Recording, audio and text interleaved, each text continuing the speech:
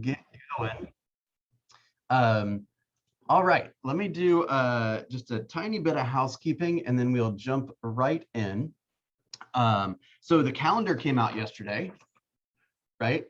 And I'm gonna make some quick recommendations while I have some, while I have a moment. And this is what I always recommend doing is, as you guys know, we can't pay our bills by proof that we attended classes, right? So you always have to find that mixture of learning and speaking to people and building the business and all that, right? So I'm going to make a couple of recommendations for classes that I believe you should consider going to. But before it goes on your calendar, I want you to ask yourself a question, which is essentially, have I earned the right to go to this class, right? And I don't see anybody here who I would say is guilty of this, but there are definitely people that are guilty of thinking that that is working, right? And you can be the smartest guy or girl in town, but if you got no one to share the information with, you're not going to make any money, right? And you may end up not being able to afford to be here. So we want to make sure that we prioritize growing the business and servicing and meeting with the buyers and sellers. But what I tend to do is pick out 3 or 4 classes each month that I think are must attends. And then I put those on my calendar and those become an appointment, right? So it is just as protected as my one-on-ones. It's just as protected as my dinner time with my kids and wife and my appointments and all that kind of stuff, right? Once something goes on the calendar, it's hard to get it off the calendar, right?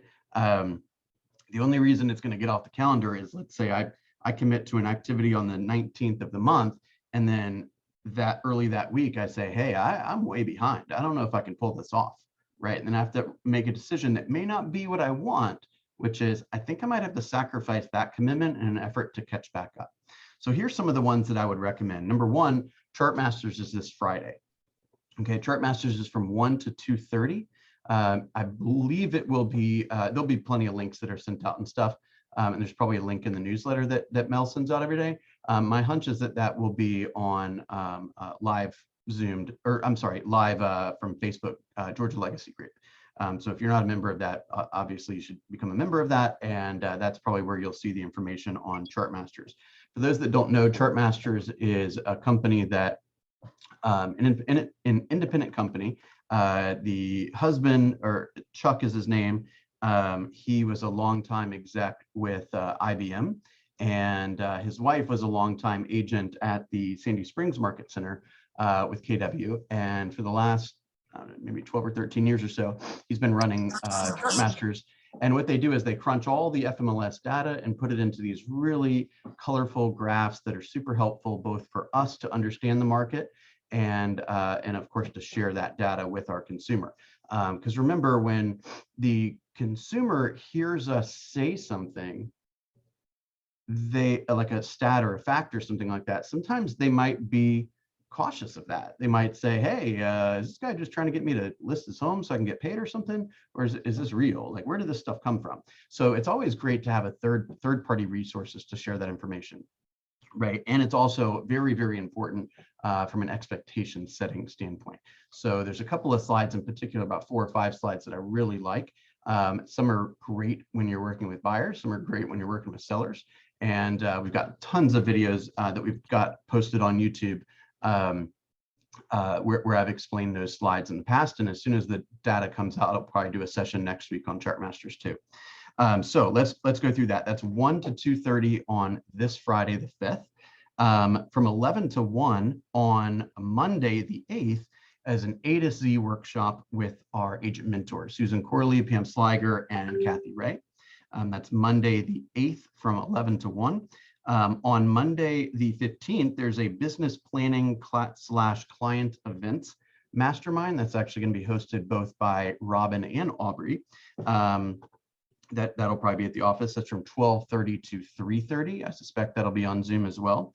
So that's 12:30 to 3:30. That's great timing, by the way, for as you're putting together your 36 touch and trying to decide what your events will be, or if you're going to do events. And help you with the planning, the strategy, the budget, the marketing, all that kind of stuff. Later on that week, on the 18th, is Learn. Wait. Yeah. Bill, what class was that? You were breaking up. I missed it. So that one that I was referring to is Business Planning Client Events with Robin and Aubrey. That is from 12:30 to 3:30 on Monday, the 15th. I'm actually going to take a picture of everything that I'm talking about right now. Awesome. Thank you. Put that in the chat just so you guys can make sure you have a pretty copy to save forever. Okay. Next is the 18th from 12:30 to 2. There's a gentleman named Bob Lucido. He's the #3 agent in all of Keller Williams. He's based out of the Baltimore area. And he has an expansion network that includes a group in North Atlanta. And as I said, he's the #3 agent. I believe this will be at North Atlanta, but it's going to be from 12:30 to 2 on the 18th. And then Aubrey is doing a top producer mastermind from 1:30 to 3. That's for agents that have 8 units or 8 sales or more. That's 1:30 to 3 on the 19th. And let me just give everyone a friendly reminder, just so it doesn't shock anybody, that Thanksgiving will occur this year, as will Christmas, as will New Year's, right? And I'm just giving everyone a very friendly warning right now that if I ask you, hey, how are your numbers, right, at the end of the month, what I do not want to hear is, well, they're not so good because of Thanksgiving. Guys, it's coming, just prepare, okay? Do a little extra work in the next week or two so that you can go enjoy Thanksgiving with your family and not stress about your business, because all your business goals for November have been achieved. Make sense? Any questions, thoughts? Okay, beautiful. I'm posting a couple of things here on the chat for everyone to see. The first is going to be, oh, thanks, Lorinda. You have a nice hairdo too today. The first group of people that came in didn't care for it. Although I do look young, they say. Okay. We did not say we didn't care for it. We said you looked young. It was different. It was a little shocking. All right, so a couple things. Number one is we're not going to go over this today, but I do want to remind you about the pre-listing package. So the listing presentation that we're going to speak about today is essentially contingent on the fact that you have shared. It's contingent on 2 facts. Number one is that you did the pre-qualification that we spoke about yesterday, right? So that you could get the data you needed and prepare properly, et cetera. It's also contingent upon you sharing a pre-listing package. Okay, so I'm posting a document called the listing proposal. It's from a woman named Vishay, I believe is her name. She's a mega agent out of Houston, and I believe she has an expansion team in Orlando too. It's about a 25-page listing proposal or pre-listing package, and it can be made up of just about anything. So let's just take a really quick look at this real fast, because the goal of this presentation, okay, is to, one sec.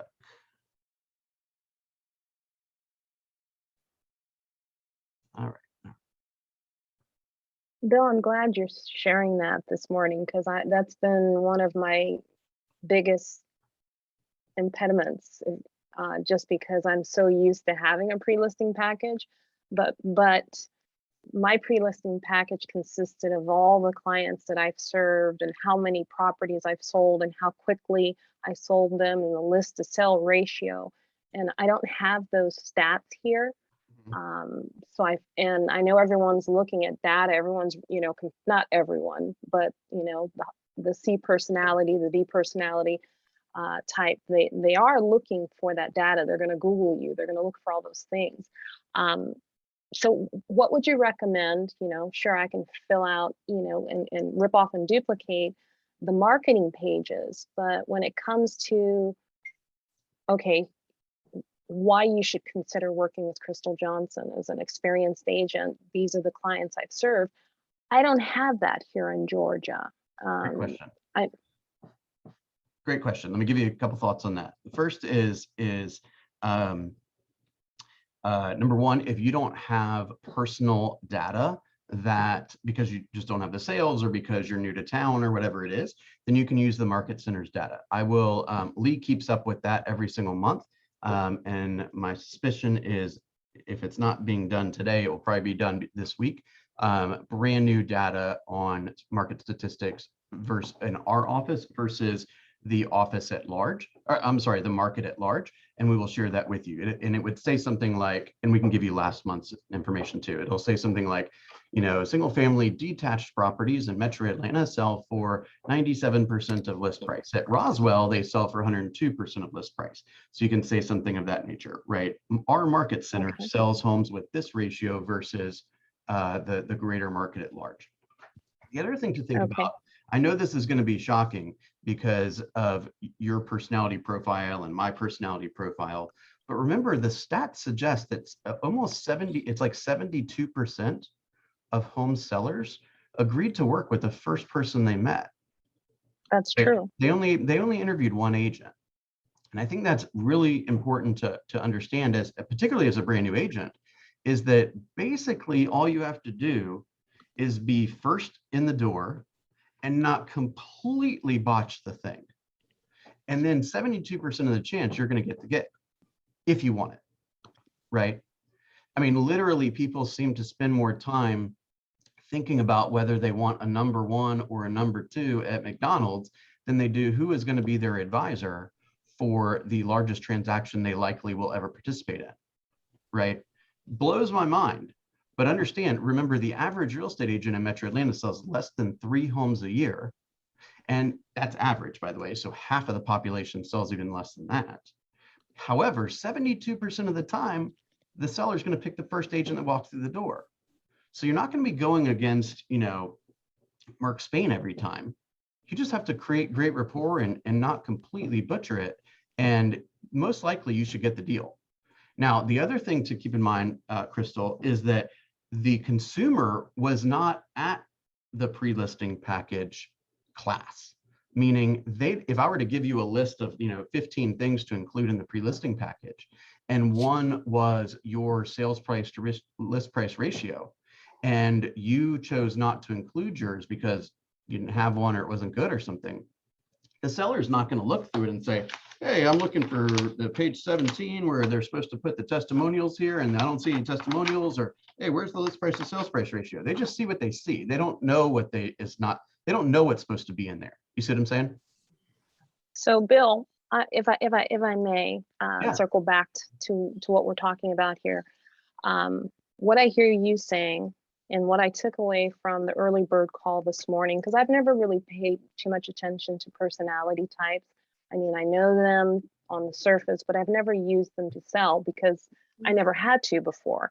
My numbers were high enough and I was satisfied. But now, when I'm looking at, okay, you say 72% of the people go with the first person, and I totally agree with that.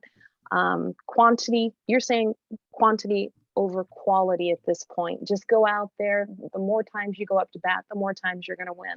So I appreciate that, because the analytical in me is it's been driving me mad, because I'm like sitting here scared to death to go forward. And it's just like, oh my gosh, there's another agent I'm competing with on this transaction. And I don't have, excuse my French, but I'm thinking of a word that I should not say and I won't. But I don't have anything in my hand to show, my value proposition. I can tell you, but not every personality wants to be told. Some want data, some want to look, some want to see those stats, some want to see that, my average days on market, my list to sell ratio. But that number is so small from what I'm hearing you say in comparison to those that will go with you, because the way you make them feel and the way you present yourself. So thank you for that. Yeah, absolutely. Just to summarize is, I wouldn't necessarily say that. I mean, quality, definitely, you will find the quality and the quantity, right? If your mission is just to get in front of more prospects, to share with them how you do business and ask them how they want to be served, and determine if you want to be in a relationship with them, a business relationship with them, the more you do that, the more deals you'll get. No question about that. What I think is really important here is that the only way to figure out exactly what's going to cause somebody to make their decision is to straight up ask them. So remember, by the time you send this doc out, you've asked them the 15 or so questions that we asked yesterday. Things like, what do you need to see or hear in order to make your decision? You've asked them very broad questions like, could you quickly describe your property? And the way they respond to those questions, you will have a clue as to the type of person or type of personality that they have. So like we said yesterday, if I were to say, hey, Lorinda, please quickly describe your property. And you say, well, the kitchen is 11.5 by 13 3/4. And, we got a 6-inch this and a 12-inch this, and we replaced the knobs with this brand and this type and this size. You got a detailed person there. They're probably going to want to see some stats. Make sure you bring some stats, right? If they're like, oh, it's a 4.3. You're like, okay, we got a high D here. They don't want to waste a whole lot of time. They're being very to the point, right? So you can approach, you can say things like, I know how important your time is, right? They want to be right, and they want things to happen fast. They generally want to talk a little faster, right? So we've done personality stuff before, and we can certainly do it again. That's really what I mean by picking up on clues. Now, you can also see some of that stuff when you're at the home, right? So just a quick note on that. Let's say you're walking around the home and everything is really, there's exceptions to this. I'm making a lot of generalizations here, but let's say you're walking through the home and everything's really colorful, and maybe things are a little scattered and it's not the neatest house, and everything is kind of a little on the flashy side, right? That's generally a clue that the person's an I, right? They're pretty talkative. So you got to ask them about their weekend and stuff, right? Don't just blaze right into the presentation. You see what I'm saying? If you're walking around the home and they've got, plaques and awards and trophies and all that kind of stuff everywhere, it's up there for a reason. They want to talk about it, right? So ask them about it. Hey, how was that? It looks awesome. You were able to play golf at that golf course. What was that like? Right? They don't care one bit how many homes you sold. It's clear. The average realtor sells 2 homes a year, and they're going to get hired 72% of the time they walk in the front door. They clearly don't care in large part what your production is. But what you said is very important, Crystal. They care about how they feel when they're in your presence, right? And you will make them feel good when you are attuned into the way that they process the world, right? So if you walk in their closet and it's like white, off-white, light gray, medium gray, darker gray, right? Light blue, little darker blue, light blue, navy. Everything is perfectly organized. The shoes are all, in order and all that stuff. You got a very detail-oriented person. You better have those contracts buttoned up. You see what I'm saying? Okay. Yes, I do. You're welcome. The bottom line of this listing proposal is it gives you a chance to share your story without having to appear as if it's bragging. And that way, when you walk in the door of the listing presentation, you can spend the vast majority of that time focused on the seller or the sellers, right? And so meanwhile, they already know your stats. They already know a little bit about Keller Williams. They've already seen your picture. They've already seen an example or two of a home that you've transacted, right? They know a little bit about your company's mission and, or your specific mission, why you do business, these kind of things.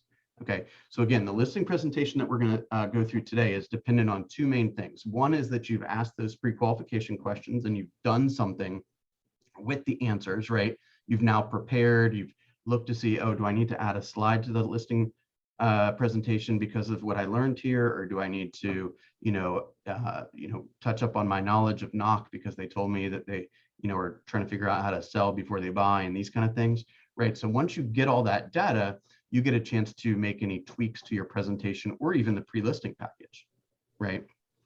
Pre-listing package, one more comment on that is, I think there's kind of an order of the, how do I want to say this, kind of the impressibility, if that's even a word, right? The impressiveness is a better word, I don't even think that's a word though.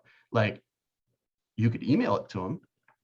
You could also courier it to them, right? You could drive over there yourself and drop it in a pretty envelope and put it on their doorstep. You could pay somebody that drives an Uber to do that too, right? Now, I know what at least one of you guys is thinking is, oh my gosh, it's in McDonough, that's far away. I don't want to drive down there and drop off a folder and then come back 2 days later for the listing appointment. If that's what's on your mind, then you should be questioning whether you're the right person for that deal. There should be no excuses if the home is too far away. If the home's too far away to drop off something, it might be too far away to collect a commission check from it. Is that a fair comment? Absolutely, Very Bill. much Yep. so. Yes, sir. Okay, beautiful. All right, real quickly, you got to meet the team, right? What delivering, again, this is all in Google Drive, and I just posted it in the chat, so you can rip this off completely. It was shared with last year with one of the bold virtual bolds, so you can take this and make it your own. Okay, delivering a 10+ experience. Again, some of these questions. On a scale of 1 to 10, with 1 being not so desirable and 10 being extremely desirable, right? What one thing has to happen in this partnership for your experience to be a 10+, right? Again, whatever they say, echo it back. Hey, I want a great communicator. Wonderful. Just so I'm clear, a great communicator means different things to different people. What does that mean to you, right? How will I know that I'm greatly communicating with you? What do you expect from me, right? What's important to you about that? These kind of things, right? How does somebody win or lose with you? You might ask a question like, there is most likely going to be at least one time in our experience together where something maybe doesn't go as we were hoping it would go, right? How would, or there's disappointing news to share with you, right? What is the best way you'd like me to share that with you, right? And honestly, if somebody sold 50 homes and doesn't send a pre-listing packet and comes in there all arrogant and doesn't ask anything about the consumer, and Lorinda, who's, relatively new to the business, comes in and says, hey, how can I serve you today, right? They're going to pick her because she actually cares. You see what I'm saying? Okay, a little bit about the agent. So that could be things like, remember, if you've had other careers in the past, most likely it's involved some type of sales, marketing, customer service, entrepreneurship, business building, systems building, any of that kind of stuff. All that information is relevant for being a real estate professional, right? So don't think that your experience as a parent or as a some other type of worker is not relevant. It's very relevant, right? Mothers, fathers, man, y'all got the hardest job in town. I'm much more impressed if somebody says, oh, I've only been a stay-at-home mom. Only been a stay-at-home mom? What are you talking about? You're going to crush being a realtor. Being a realtor is going to be simple as can be. You see what I'm saying? Compliment whatever they do. Ask a question. Show a little interest, right? Here's what you get, right? Communication, experience, marketing, pricing, staging, satisfaction, a little blurb about Keller Williams, right? A little blurb about a marketing strategy, professional photography. Here's the thing, guys. Remember, everyone makes decisions in tandem or in a comparative mode. What I mean by that is to say, if agent A shares a pre-listing package and it has a note about professional photography, and agent B shares one that doesn't have a note about professional photography, they're going to think that agent B does not do professional photography. So if they don't even send a pre-listing package, they're going to wonder what in the world is going on with this other agent. They must not want this listing that bad because they didn't even bother to send me any information about themselves, right? So it's all a comparative mindset when they're making decisions, right? Property brochures, open houses, preparing your home for sale, like a couple notes about how to get the home prepared for showings, like turning on the lights and and maybe playing quiet music, or vacate the home, these kind of things. A couple tips for interior and exterior, freshening up. Here's a couple of notes about what happens once the contract is executed, some stuff about preparing for closing. Here's a note about pricing, right? Here's another note about pricing misconceptions, right? The value of your home has nothing to do with what you paid for it. If so, I would have sold my GE stock for $40 a share rather than $6 a share. You see what I'm saying? Price ahead of the market. What happens in the first 30 days? In our world, it's more like the first 6 or 7 days, right? They're like, oh, well, let's price it 325 and quote, see what happens. And if we don't get any action in 2 weeks, we'll drop it back to 290 where it should be in the first place.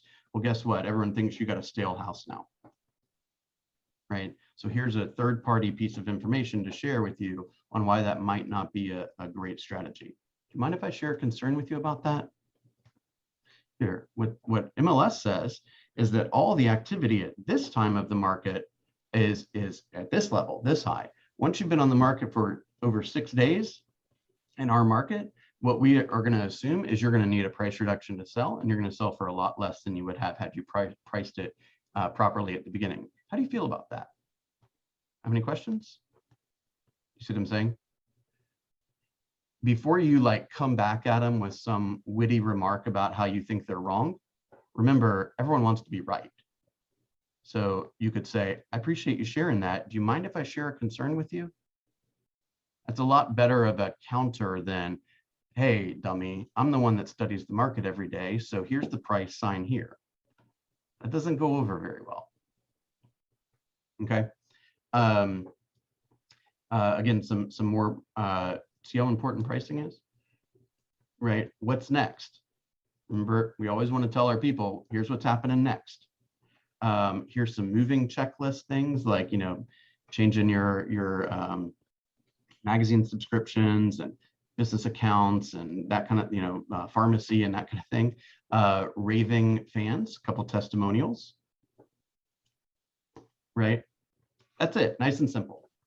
Okay, so again, that is the assumption is this listing presentation, you've already shared this. So at the listing presentation, which we're going to touch on right this second, the assumption is they already know a lot about you. They already know maybe some of your stats. They know how some of your areas of success. They know why you're in business. They know what's important to you. They know what the process is going to look like. They've been warned about a few mistakes that consumers will make or will tend to make. And now when they walk through the door, it's all about the consumer. Make sense? Okay, so let's go. I'll download this too. This and everything else is in Google Drive, but I'll make it simple for you guys and post it in the chat. Any questions so far? Do y'all see how deep this business is? It's so simple in some respects, but it's so different than most people think it is. Are you guys starting to see that a little bit more? Most definitely. Is there a template for us to create ours just like that within the, is it in Google Drive or is it in somewhere? There's not a template in Google Drive, but there is a template. It is a little different than what I just shared, but there is something in Command where there are templates. And that has some, some cool looking colorful graphics and that kind of thing too. So, it's totally up to you. Again, nobody's going to say, hey, Lorinda picked the one from Bold, but she left out pages 6 through 8, right? Nobody's going to do that. Just do something that makes you feel good about it, and don't make it 100 pages, right? They ain't going to read it anyway, most likely, unfortunately. Okay. And can I just say one thing? I think the hardest part, and maybe there's another way, but you go into Command and it's like you can't just download a PowerPoint or something you can edit. Like you have to download it as a PDF, like that one you're showing us as a PDF, and you can't ever edit anything. Like, is there any version that's in PowerPoint that we can just do? I mean, it's a pain to change it and edit it and do anything to it in Command. Like, I don't know, any kind of template that we could use that's like, you're not recreating everything. Hey Ryan, Fabiola and I had actually like R&D'd ours in Canva so that it was Ken was the best. Yeah. yes, just easy to edit whenever we wanted. So I think that I don't know much about Canva. I think I certainly have played around with it a little bit. My assistant plays around with it a little bit, but I mean, if you're willing to share that or share some ideas on how to create it, remember that I haven't seen this in the calendar before, but every Wednesday from 1 to 3, Leanza is at the office handling command questions. So if and you can always reach out to her individually or post something on Rosal's Facebook page or Georgia Legacy's Facebook page, or even KW Command has a Facebook page with thousands and thousands of agents on it. And you can ask those questions on, shortcuts or tips or templates or any of that kind of thing. Bill, Yes, ma'am. with the question with the Canva, if you go back in your videos, Heather Mueller did a presentation on Canva maybe about 6 months ago that was really, really good. So that may be helpful because she's amazing when it comes to recreating anything in Canva. You are Where right. can we find that? I'm Where gonna can we It's find on that? it's on the YouTube page. I got y'all. Thank you, Bill. Thank you. All right, here is the video that Ebony just mentioned. Okay, that is from Thank you, Ebony. little over a year ago. You're welcome. All right, so let's do some scripts related to the presentation or to the actual listing presentation. Okay, and just one more caveat is that, again, the seller doesn't know like what the presentation is supposed to be, right? So go in there and you can make it your own, but my only caution would be make sure you're centering it around them. Okay, that's the most important thing. So Mr. and Mrs. Seller, I have a great deal of respect for the investment of your time, and there are many real estate agents that you could be meeting with, and I just wanted to first share my gratitude with you for the opportunity. Okay, first thing out of your mouth should be an expression of gratitude, right? There's 45,000 something agents in Metro Atlanta. I don't take lightly that I have the privilege of being here with you today, right? Remember, 72% of the time, they're going to sign with you. Okay. In fact, we only have 3 goals for our meeting today. Oh, by the way, remember, we've already told them that this presentation is going to take between 30 and 45 minutes. We told them that yesterday, right? When we were pre-qualifying the appointment. So they know that it's going to be 30 to 45 minutes. So don't hang out there for 2 hours. You see what I'm saying? There's no need to hang out there for 2 hours. You got other people to serve. Okay. When somebody says to me, oh, well, I'm not available on Thursday, I have a listing appointment. Like, what are you talking about? You have a listing appointment. When does it start? When does it end? And that gives you another 7.5 hours to hang out with me. So what are you telling me you don't have time? You see what I'm saying? That just tells me that person doesn't care about their time. Y'all get where I'm going with that? Okay. In fact, we only have 3 goals for a meeting tonight. Number 1, we're going to review your motivation to sell this house now and agree on a price that will cause it to sell. When you see these dots here, that is a clue for something called an embedded command. We talked a little bit about that. An embedded command is essentially a language skill or language pattern where there's a very slight pause prior to the phrase or to the command and a slight pause after the command. And you're basically commanding something, right? Sell this house now, sign the contract, price it right, take your listing, right? These kind of things. And subconsciously what's happening is you are telling their brain subconsciously that you're the one that should get the opportunity.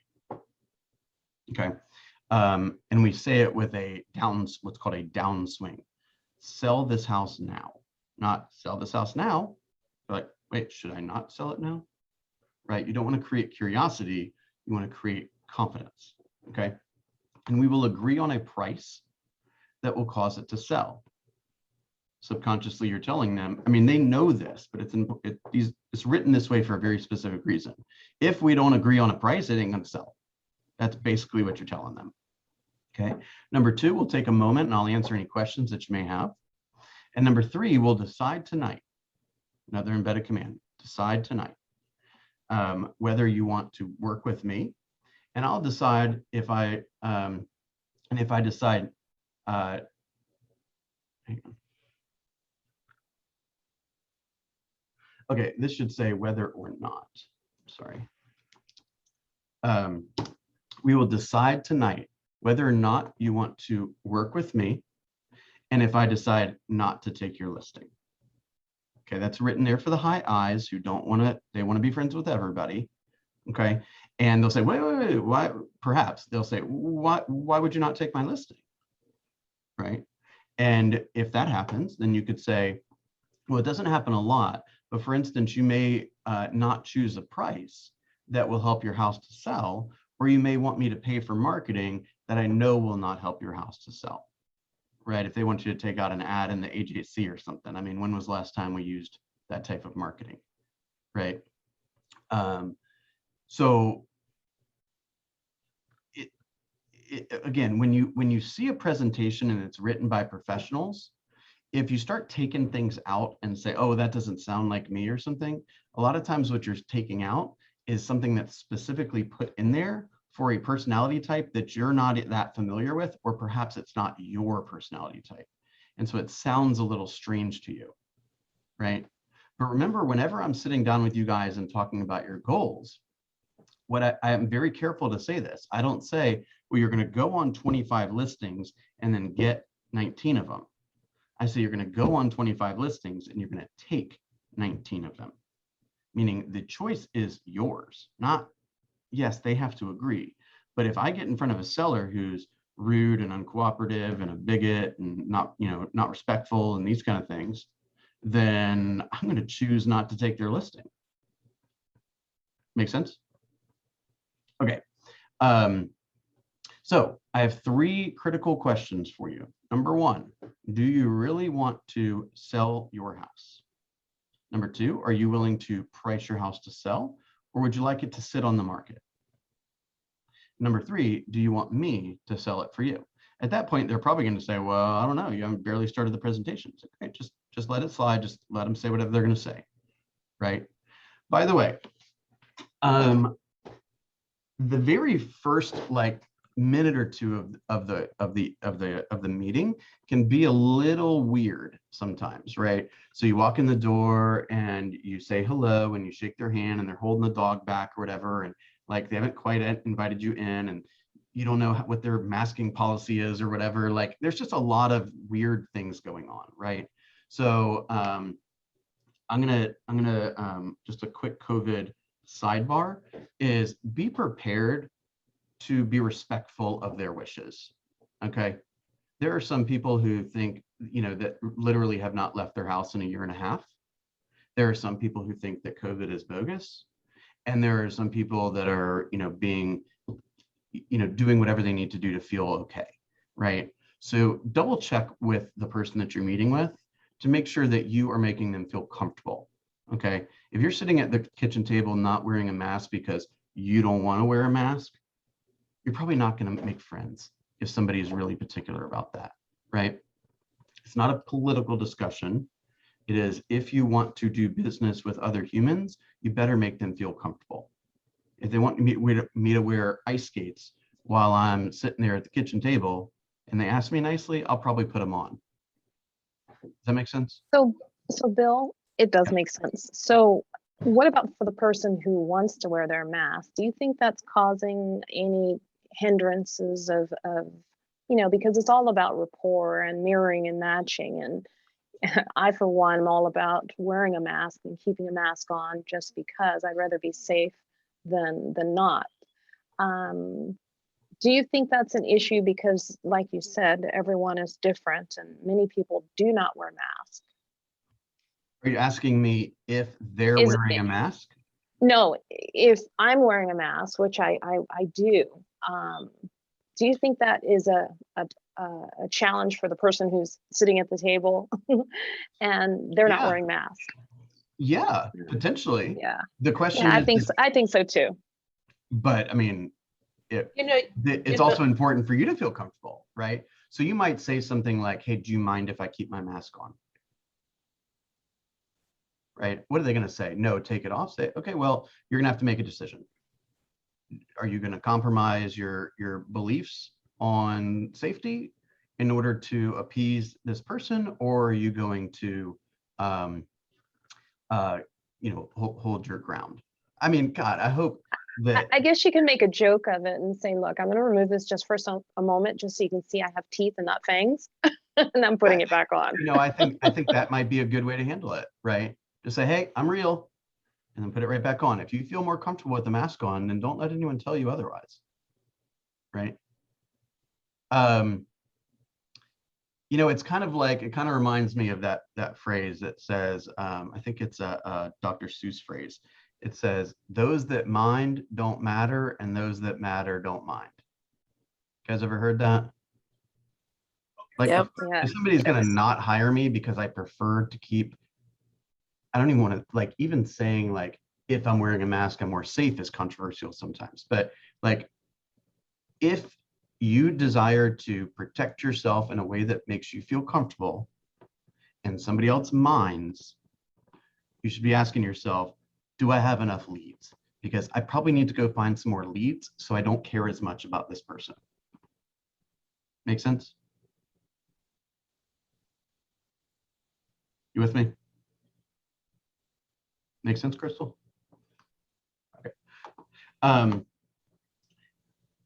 Okay. It does, Bill. It does. Thank you. Okay, thank you. So one last thing that then we'll resume, which is the tour around the house.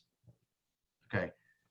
Ideally, what I would like to do is take a quick spin around the house without the seller. And then you might even hand them some kind of like survey or something like that, or say, hey, here's a copy of the disclosure statement. This is something that we might need or that we will need, prior to listing the home. I brought a blank copy of it for you to peruse and begin to fill out. I'm just going to take a couple minutes to walk around the home and make a couple notes, and I'll meet you back at the kitchen table. Sound good? Right?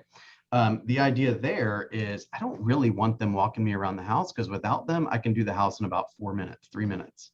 With them, they're going to be like, and in 1975, we replaced these doorknobs, and in 1976, we took out the purple carpet and put in the orange carpet, right? And then every single thing they mention makes the home be more expensive in their eyes or more valuable in their eyes, right?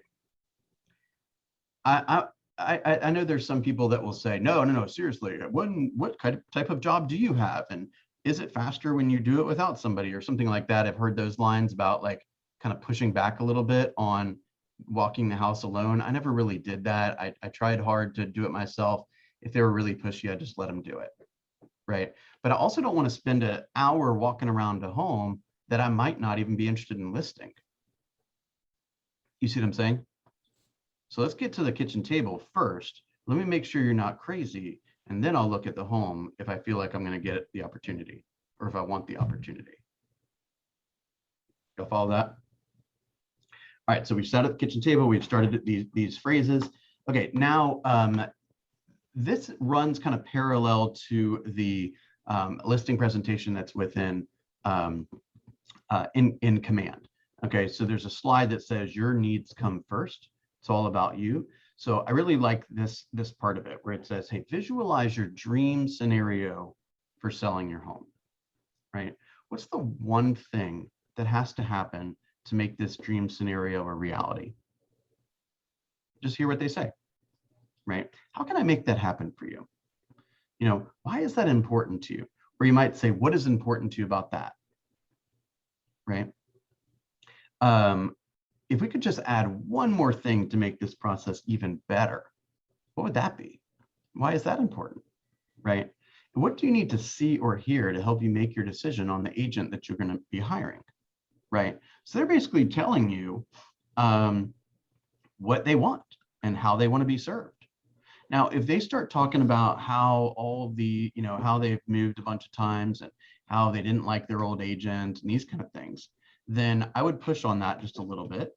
And I might say, hey, tell me a little bit about the, any poor experiences you've had with real estate agents in the past. Was there anything that they didn't do or they did that you didn't like or something of that nature? Because clearly I just don't want to do that, right? If they, let's say, well, this guy kept texting me and I wanted him to email me. Okay, note to self, don't text this person, right? So ask them what they've enjoyed about working with real estate agents in the past, or what they have not enjoyed about working with real estate agents in the past, right? Okay, so hey, we sent over a pre-listing package or a listing proposal to you guys. Did you have a chance to review it? Right? Do you have any questions? See what they say. Okay, and that's really as far as you go on the pre-listing package. When they say, yeah, it looks really good, guy. I mean, man, I didn't realize you had a, you did Facebook things, and I didn't realize that you had a, a coach, and I didn't realize that Keller Williams was the #1 company in the world, yada, yada. You don't have to tell them that. They read it. Make sense? Okay, next thing, Mr. and Mrs. Smith. I had the opportunity to speak with Mrs. Smith, and I asked her a couple questions to better understand or better prepare for this evening. May I review those questions now to make certain that I thoroughly understand your circumstances to sell your house, and so that we are on the same page? And you pull out the pre-qualification script that you wrote down earlier, or when you were confirming the appointment, and you go through line by line, right? So you're moving to Detroit, and how soon do you need to be there, right? Were you surprised with the data you saw online about listings, right? What is the price that you won't go below? So you mentioned that you owe $130,000 on the property. Is that correct? Right.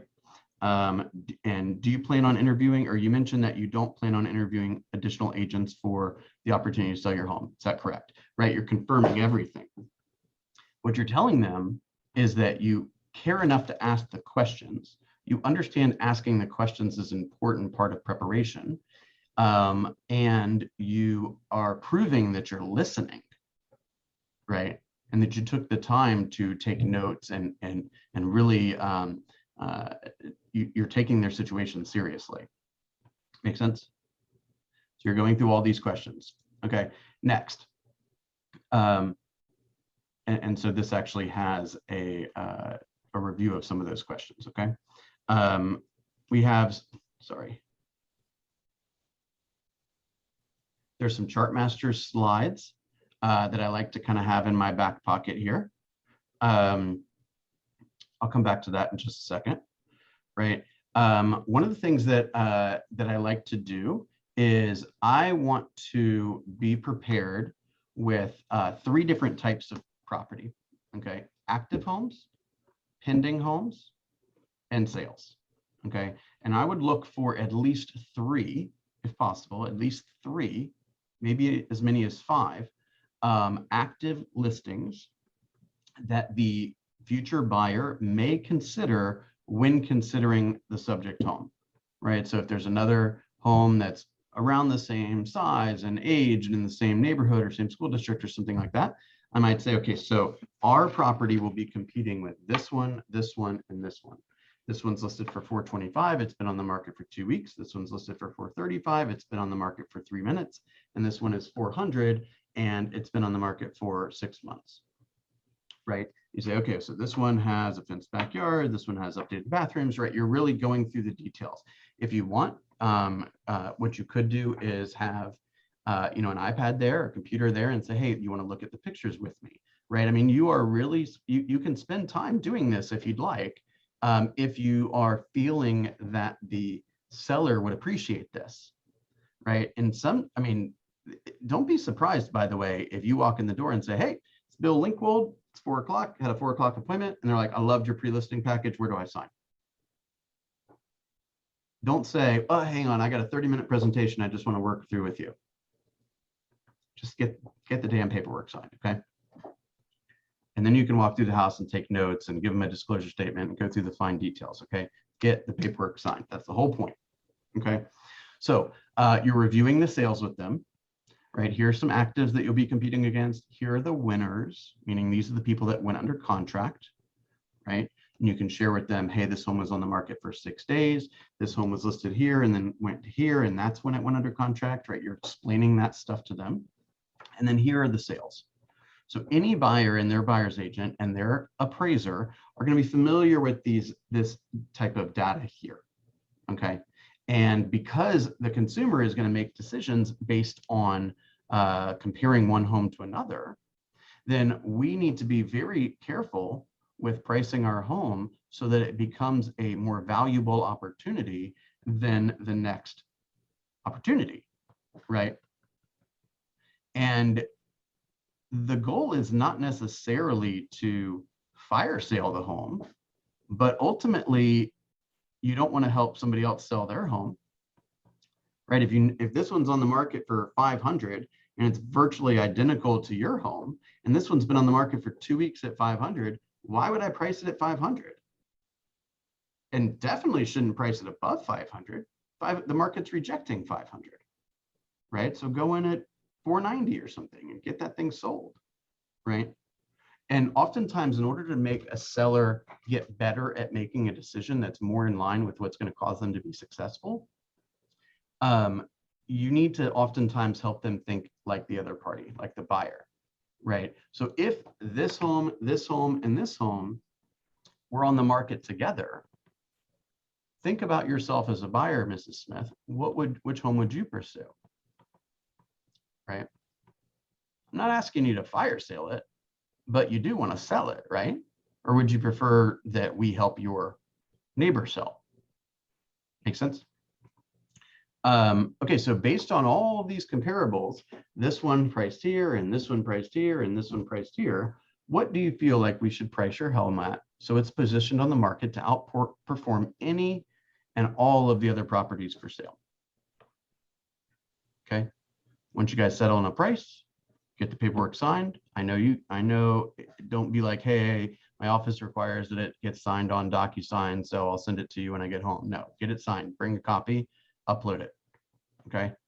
Upload it later. When they want to sign, get it signed, okay? If you're a little unclear about the list date, if you're a little unclear about, how long a repair is going to take to happen or something like that, just put to be determined on the list price and to be determined on the starting date or whatever. Get that thing signed. Okay, and then there's some notes here about just a couple of other slides that are within the bold presentation. I'm sorry, not bold presentation, the command presentation, just about the process and being an ongoing resource and being your realtor for life and where buyers come from and some of the details that you might need to share with them about the market and the promise and some testimonials if you need to bring that stuff back out. Okay, make sense? All right. I'm going to try to find something really quickly. I didn't get a chance. I wasn't thinking I was going to pull this up today, but I'm going to try. Yes, ma'am. Quick question. I know that you were talking about to be determined. DocuSign won't let you put a TBD in there. You have to have a number and you have to have a date. DocuSign? Yeah. If you, because I've tried it. Yep. And so if you, just a quick note that if you do think that you need to keep a paper copy with you, I guess, at all times. And then how do I transition that paper signature over, to a DocuSign document or fill it in or make that change? So the first point is, the first point is you should always have blank copies of those files in your car, just like you should have a flashlight and a can of mace and a screwdriver and that kind of stuff, right? Just a couple extra masks. Like that is just as much of a resource as those other things. So you definitely want to have blank copies of this paperwork. So if DocuSign won't allow you to put TBD, then print it out and write it on there. As far as getting it into Command or DocuSign after the fact, is that what you're saying? I was saying, how do I transition once we determine a price and determine a date? Do I just resend the thing to them? Yeah, you could. Okay. Right. So let's say that let's say that you're my seller, and you sign a paper copy of the contract, and we say, hey, it's going to take 2 weeks to finish the painting and the carpet or whatever. Let's regroup in 2 weeks, make sure the price that we spoke about is still relevant, right? Because look, anything can happen, right? A home could come on the market that's a lot lower or a lot higher. There could be something that surprised us in terms of a home that was that went under contract, or maybe something sold in between that time, and now that is changes the market, right? So I think, especially now, things can happen very quickly. So if that's the case, then let's say that the work is done and we're ready to go. Then I say, okay, great. I'm going to send you over the listing contract on the computer, nice and easy for you to sign, and we're going to list for $425, just like we just talked about, right? So if need be, that's an appropriate way to do it. Make sense? Yes. Okay, let me go into a tiny bit more detail on that idea, which is the market changes in a second, y'all. Market changes in a second. Like, and so not the house that we're living in now, but that we bought a townhome 7 years ago in Sandy Springs, off market. I got a lead from I called the a listing agent who had a property. My wife and I went to go see it. Liked the neighborhood, didn't like the floor plan. I called her back and I said, hey, all the units in the back, is that a different floor plan? She said, yes. I said, you got any of those? She described it to me and she said, I'll have one in February. She called me about a week later, and this is in July, I think, and said, okay, we're going to have one coming up in a week. I said, all right, how quickly can I meet you? So she quoted me a price. We loved it. She quoted me a price, and then she said, I'm going out of town for a week, got a death in the family, and I'll be back. Okay, so she quoted me a price of $440. She left town. 2 days later, a home that was smaller, the other floor plan, came on the market for $450, and 2 days after that, it went under contract. Okay, and then she shows back up in town. So, and then she tells me there's multiple offers. So if I gave her $440, I might not win, because now there's evidence that it's probably worth more than $440, right? So you gotta take into account everything here. I was probably one of the very first people to do a escalation clause. I said, I'll pay you $440, but I don't know what price you quoted these other people. You might have quoted them $450.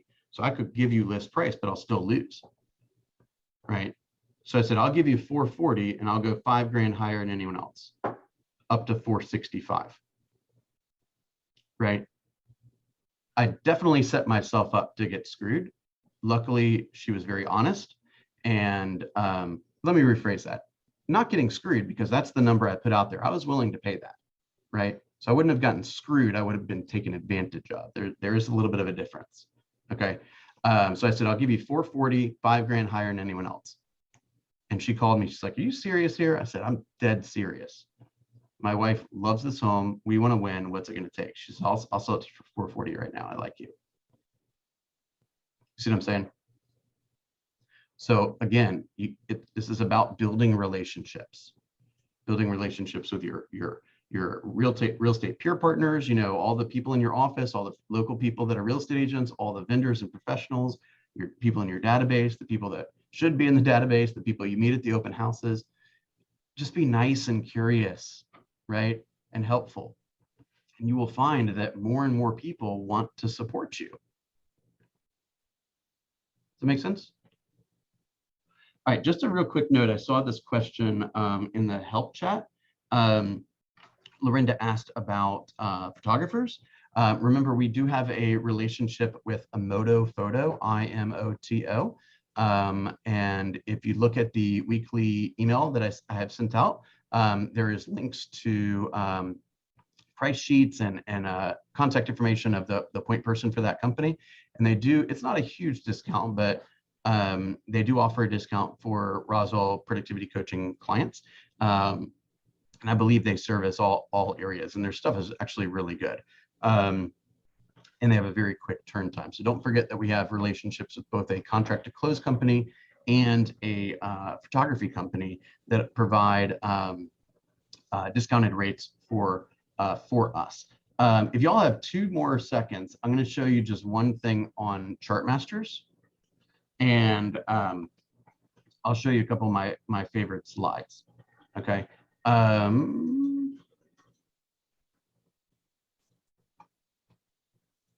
If you need to drop off, I get it.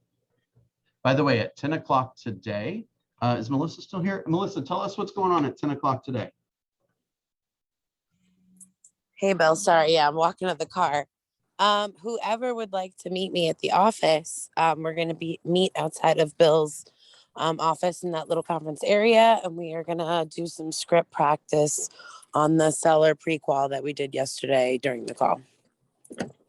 So anyone, please feel free to join me before team meeting. Right. Beautiful. Melissa, is that going to be a weekly thing? Because I'm already booked today, or I would be there. I'm sorry, you said she asked if it's going to be a weekly thing. yeah, we would love it to end up being a weekly thing. If we need to change the time to better accommodate other people, we can totally do that as well. Cool. Thank you for taking that upon yourself. Much appreciated. As I mentioned very briefly on the dual career call yesterday, guys, we are, this program is for y'all. This program is for y'all, right? If you're not getting the value you want, or you're not, you wish there was a type of programming that isn't currently happening, or you have an idea like Melissa did, just shout it out, right? If you know, Melissa said, I kind of wish we could have a, you know, kind of a function of some sort where we get a bunch of people together and talk about scripts, right? And practice scripts. So I said, that sounds like a great idea, right? We put it together, and I know it's last minute, but I'm sure there's somebody that's going to come today that's going to get more confidence than they don't currently have. And that's the whole purpose of this. So if you see something, or you think of something that you'd like to add into the program, just shout it out, right? This program's had about 50 different iterations in the last year and a half, okay? Okay, so while I'm in the habit of sharing a bunch of things for you guys easily, I'll go ahead and share this download. This is the 3rd quarter detached Chartmasters, what do you call it? File, okay? And there are, it's really important that you understand that part of being a professional real estate agent is being the economist of choice, right? You got to know what's going on in the marketplace, right? It's going to give you more confidence to have more appointments, and it's going to give the consumer more confidence that you are the most appropriate person to handle their transaction, right? It's super, super important. So there we go. Now it is shared. Let me point out a couple of slides that I really like. Okay. First of all, this one right here is basically just a summary slide, right? Median price to sales price ratio, median sales price, median days on the market, how the sales are comparing to year over year, trends like that. It's just a nice little slide to have. This is also good, like kind of party chatter, if you will, right? So if somebody were to say, Lorinda, how's the market? You might say, hey, average days on the market right now is 10 days. Would you believe that's down over 50% from last year? Do you think that's a better response than, it's good, I'm busy, right? First of all, don't ever tell anyone you're busy. They'll think you don't have time for them, right? Say, hey, I'm, helping a lot of buyers and sellers. It's really exciting. There's a lot of opportunities for everyone out there right now, having a lot of fun. Why do you ask, right? What is your goal? Don't tell them you're busy. If you tell them you're busy, you'll see that they bought a home with somebody else on Facebook in like 2 months. Okay. This is a really good slide right here about overpricing. That's similar to what we saw in the pre-listing package. Okay, slide number 13. This is also a great slide, right? This is a slide that I think might be really appealing to a, not appealing necessarily, but helpful to a buyer, right? I want to let you know that, hey, we've got 1 month of supply, right? And there are fewer bargains. Like, who was it yesterday that posted something? Lakira posted a question about closures. Somebody quote, looking for a deal, right? Y'all, there ain't that many deals out there right now, right? If I have a $200,000 house and I know if I put it on the market, I'll get 20 offers, why in the hell would I sell it to you for 100? So what if I'm desperate? I could sell it for 195 tomorrow too. I don't need to sell it to you for nothing. You see what I'm saying? So somebody that is asking those kind of questions, you got to ask a lot of questions about, what is the ideal property for you? How will I identify, a great deal? What type of numbers are we looking for? What is the goal here? Are you going to flip it? You're going to renovate it? You're going to long-term lease it? What's your plan here? What part of town do you want to be in? And they're like, oh, I don't care where it is. I just want a good deal. Y'all just need to get back on the phone and find somebody different, honestly. Okay, foreclosures are less than 0.5% of the market right now. The reason Hey, Bill? is, let me say one more thing. The reason is everyone's got equity, right? If I own a $300,000 home and I owe 200 on it and I just lost my job and I can't pay my mortgage, I'll just sell it, and I'll sell it for 300 and I'll move out of that poor situation and I'll take my $100,000 with me, right? There's no reason for me to walk away from that deal and lose everything. Yes. Can you explain slide 27? And Yeah. the reason why I'd like some clarification on that, because it's showing that, for instance, slide 27. So this is a good one, real fast, before we Okay. get there at number 18. I'll get to you, Crystal. Yeah. Price reduction effect. Okay, if this breaks it down by price, it's a really good one. Okay, let's say I'm helping somebody, I'm in front of somebody who owns a $300,000 to $499,000 home. If they price it correctly at the beginning, meaning they do not need a price reduction, the median sale price will be 102.3% of list price. If instead they price it incorrectly at the beginning and you allow it to happen, right, they will be forced to take a price reduction. And if they do, they will sell, the median percentage of list price to sales price ratio will be 94.5%. So sometimes a difference of, let's say, what is that, 5.5, 7 point, almost 8% difference. It's hard to compute when you're doing percentages, but you could say, hey, that's almost 8%. So in our price range, that's $32,000. So Greta, what would you do with $32,000? Yeah, so So that Bill- sales, that's with a price reduction, that sales price to original list price. Isn't that what the way that we calculate that? Exactly. Yep. Sales Okay, price so- percentage of original list price. Okay. Okay, so this is perfect because this is one of the questions I have. At 500,000, the price point shows that if you get a price reduction, you're likely to get 94.4% of that asking price. Is that correct? No, of the original asking price. Okay, 94.4% of the original asking price. But then when you go to chart 19, it shows a different stat. So if I'm showing these, if This you go to slide right chart here? 19, are you on chart 19? Slide 19? Yeah. Right. Slide Says it right 19. there. Uh-huh. This is also At- a key slide. Okay. So let's go back to that 300 to 400. If I have the right price and I can sell without the need of a price reduction, 39 days. and sometimes just looking at that graph right there, causes them to see how big of a difference it is, right? 7 days on the market. Gosh, you only got to make your bed 7 days, clean that sink 7 days. Or would you prefer to do it 38 times? Just curious. You see what I'm saying? Right.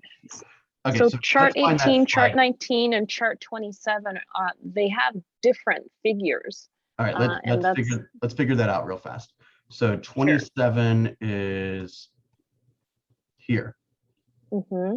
Oh, So I right see. there, Yeah, I right see. there, you see the percentage is 92% and the average days on the market is 97, whereas the last two slides we just spoke about show 39 days and show 94.4% for the same price point. So I'm a little confused. Let me see if It's chart 18 and chart 19 that you were just referencing, and it has different days on market and different percentages. I told you you were a C. Oh, I'm definitely analytical. I'm sorry. All right. And that'll be What's that? Somebody was saying something? So 92, 2, and 102. So yeah, so we were just looking at 500,000 price point range. Yeah, I totally see what you're saying, and I don't have an explanation for that, to be perfectly honest. That does look like a mistake. Sometimes I know that they get like, That does look like a mistake. hone it in and then it starts to really look differently. Okay. The way that this should read is this number right here should be the 94.5 or whatever, and this should be the 102.3. So I actually am not positive where the 92.1 and 101 came from. That doesn't follow. I learned that, logic like, I'm thinking. I was trying to figure out something on one of them too, and if you double click on it, like, it takes you to the Excel document where it all came from, and then I was able to figure it out. So this, I'm looking at the PDF version. Oh, okay. That would work if you're looking at the PowerPoint version. Yeah, if you look at the PowerPoint one, you can go in and you can click on it, and you can see the raw data and where it's plugging in, because I couldn't figure out where they were getting the information. But yeah, it's all So in there. good catch. Thank you. Good catch. Thank All right, so let me just highlight one or two more. I think this slide is really telling, just because I happen to be very analytical. I think it's a little confusing for the seller. So I prefer this slide.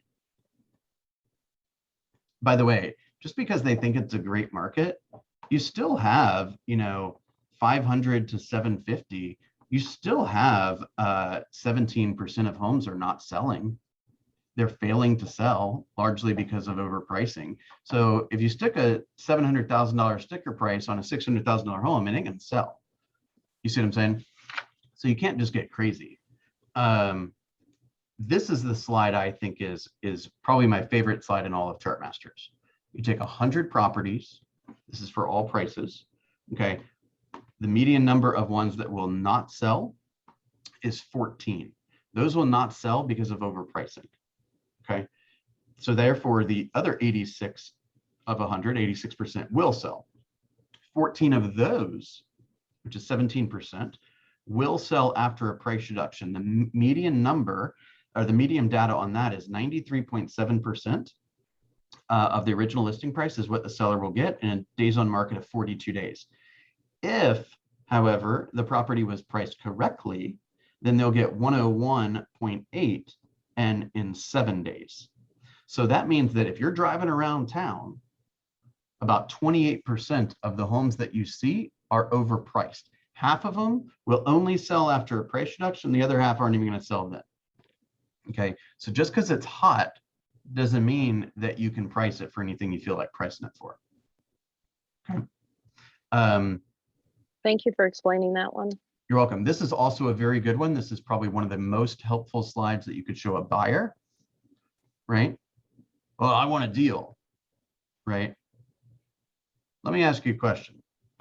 In today's market, you want a deal for a $250,000 home.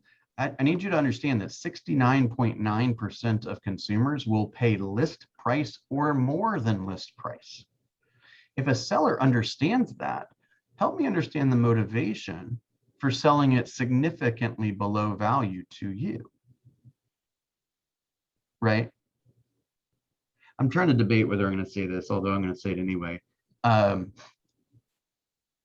I'll be the first to admit that there's a little limiting belief when it comes to this, but I never really liked working with investors that much because I didn't understand what they wanted me to do and why they wanted me to do it. Like I had a guy one time that says, hey, find me a deal for $80,000 worth of equity.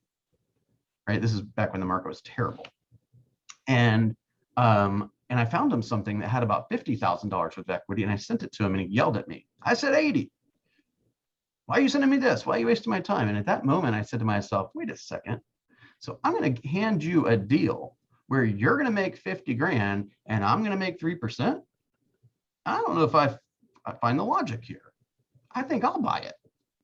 Or I think I'll get my buddy to buy it or my parents to buy it or something. Right? So I guess that's something to keep in the back of your mind is if every listing that you go on, you should say to yourself, is this a property that I should be buying? And if it is, then you should consider buying it. And if it's not, then you should list the home. How do you feel about what I just said? I know there's probably a lot of, I understand how that could be controversial. What do you No, actually, it's not. I've taken advantage of that, and I'm sure every other agent online has done the same thing when you're able to. So, right. you know, Now, obviously, you want and to of course, it depends on the situation. The property that I purchased was in my farm, and you know, the family member had passed away and left it to the son. And the son, like most young individuals who inherit a home, know nothing about managing money and had not paid his taxes. So he was about to lose the property. So it was in a time where homes were sitting for 6 months, and I knew that I could, you know, I was liquid and I could secure it. So it was a great opportunity though. So right. definitely would like more of those. Always remember, just be in integrity, right? If you know, if somebody is in a painful situation and they want to, you know, offload a property with some serious equity, then I would even put something in writing that says, hey, I shared data with you to support a fair market value of 250. However, you have agreed to sell it to me for 210.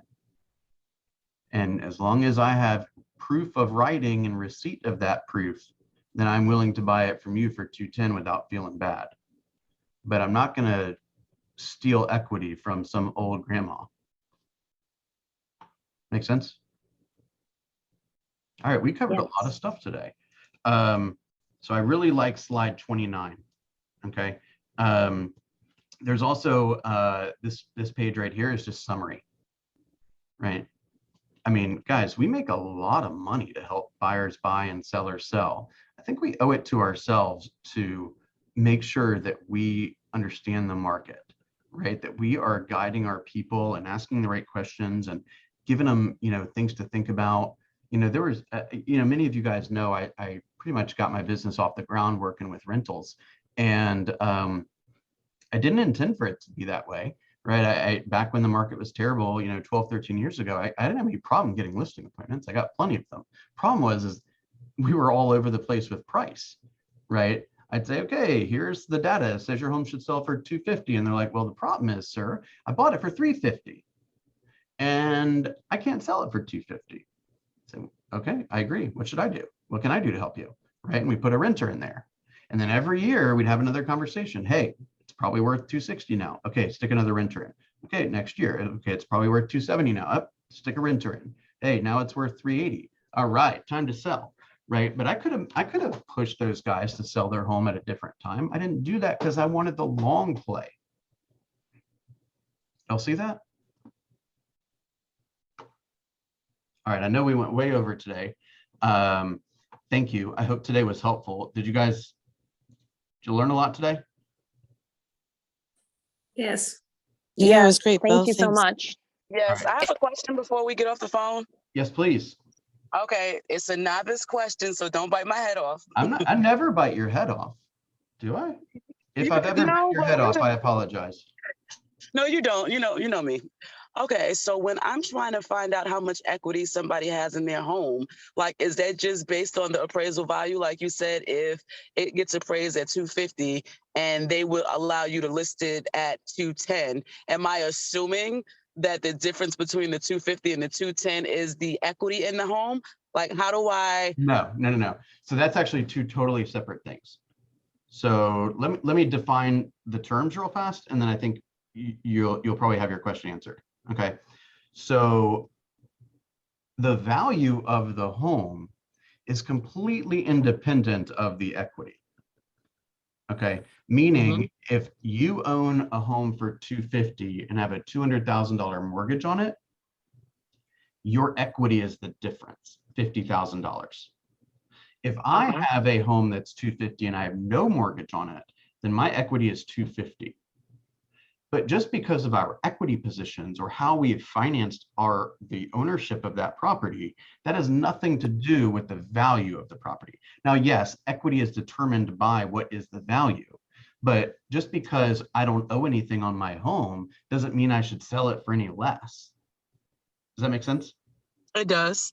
Okay, so then the question becomes is how do you guide a consumer through that type of equity analysis like Ryan was speaking about the other day, right? So an appraisal would be one method, or you could do your own version of an appraisal, which is essentially a CMA, a comparative market analysis, and you look at all the data, just like we suggested with the listing proposal or listing presentation, and say, hey, I believe that if we put this home on the market today, we would get $300,000 for it.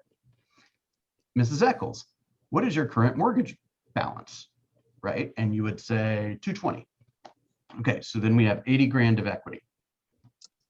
The next question becomes, let's say that you were considering either selling the home or you were trying to decide whether you want to sell the home or rent the home, okay? So then we might do what is called a cash on cash analysis. So then we would say to ourselves, okay, what now I'm less concerned about or let me not say it that way.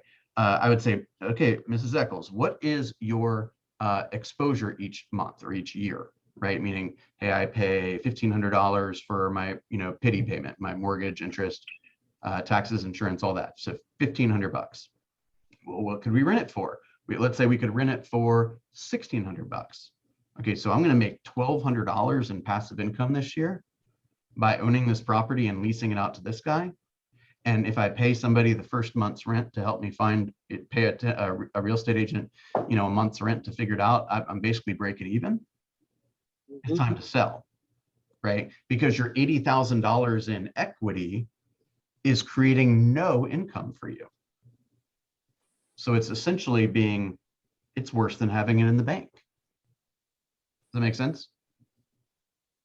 Here's a good example. So I've owned a condo in Sandy Springs for 15 or 16 years or something, right? And I lived in it for 5 years, a little over 5 years, and I've rented it out since, so 10 or something years, right? And every year we've looked at the data, right? The place cost me, it's a 1-1. We're probably going to rent it or sell it. I'm sorry, this year it's probably going to sell for 135, 140, something like that. Okay. When I first started renting it, if you guys even care, if you don't care, you can drop off. I won't be offended, but I think this is a helpful a way to process a transaction like this. Okay. There were times when I first owned it and rented it out that the place was worth like literally $25,000. I mean, this was when the market was horrific, right? And it cost me about $650 a month in payments and HOA fees. And I was able to rent it it cost me about $450 a month and I was able to rent it for $650. So I basically had no equity, but I was making $250 a month. That's a great rental property. It sucks that I'm way underwater, but I'm still making money. I'm still making cash. So my $0 of equity, in fact, negative equity, was generating a cash flow. Right? So there's no reason to sell and eat the loss. So as time went on, the rents went up and the values went up. And so every time the tenant decided to leave, my wife and I would run the numbers and say, hey, is the equity that we have delivering the appropriate return? And for years and years and years, the answer to that was yes, right? We had very little equity, if any at all, until the market really rebounded. And we were, taking anywhere from $250 to a little over $300 a month, right? And had good tenants. No one ever bothered us with silly stuff like, hey, this light bulb went out. Yeah, the light bulbs go out. You got to replace the light bulb, right? No one ever bothered us with stuff like that. Today, I owe about 45,000-ish. Place is probably worth 140. So now I got 100 grand of equity and I'm still making my $200 a month. Now that's crappy, right? So that's $2,500 a year, plus the little incidentals of, hey, I need a new toilet, or hey, this is broken, or hey, fix this fan and all that nonsense. And my 100 grand that if I sold is real equity is not performing the way it used to perform because of how the markets have adjusted and how my equity position has adjusted. So now it doesn't make sense for me to rent anymore. If I were to refinance it, perhaps might go back to making a little bit more sense. But I'm ready to sell and move on to something different. Do y'all see kind of in some instances, renting is a lot more strategic, and in some instances, selling is a lot more strategic? Was that Yes, helpful, or did I just yes. share a bunch of personal stuff with you for no reason? Can I add just one little clarifying point that I think people need to hear? Please. When we're talking about equity in a property, we need to be clear that's unrealized equity versus Right. realized equity, which is a tax. There's some tax issues in that, because if I have some sort of a gain I need to offset and I've got this horrible property, I might take a loss in order to offset and get clear of it in order to move on. There would be times when that would make sense according to what your portfolio looks like. And so we need to be clear on everyone's situation, and large picture is different. Perfect. Does that make sense? Very much so. Many of those decisions are not going well. The way that you or your consumer is going to set themselves up the best for to make those types of decisions and to mitigate tax liabilities and all that kind of stuff is great record keeping and a great decision making team, right? Tax attorney or CPA or something like that. Don't make those decisions yourself. You're going to butcher it and waste a lot of money. It is unrealized gain, meaning like, hey, if we say, hey, these numbers make sense, let's sell, and coronavirus happens, right? And 2 months later, everything looks different, then the real equity might not look the same when it is, quote, realized, right? So there's so many factors involved. And that's why oftentimes you just have to ask a lot of questions, because the person's home equity is often one of the biggest chunks of their net worths. And that's a big deal, right? It's a very, very big deal. And it is your responsibility to not make the decision for them. We say that a lot. Your job is to help them gather all of the stuff, all the data, all the news, and then allow them to make a decision that is the most strategic as possible. Y'all follow that? Okay. YouTube is updated outside of this call here, which I'll do in just a second. So lots of stuff on there, just to remind everyone. For those that I haven't seen in a while, I appreciate you being here today. And tomorrow we're going to have a hard stop at 9 because of Bold. We'll do a little role play, and I'll see you soon. Have a great day.